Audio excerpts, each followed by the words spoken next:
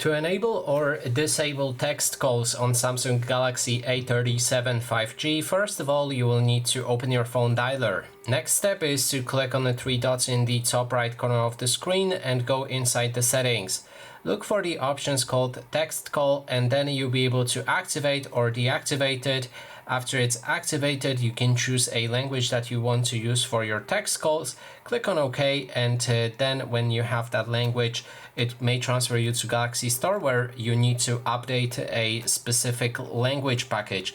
After it's updated, your text call should be able to activate.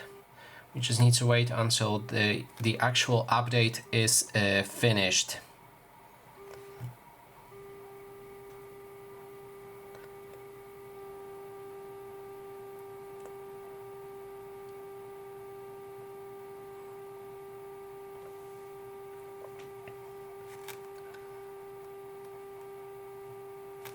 And here we have it. So that is basically everything. Thanks so much for watching.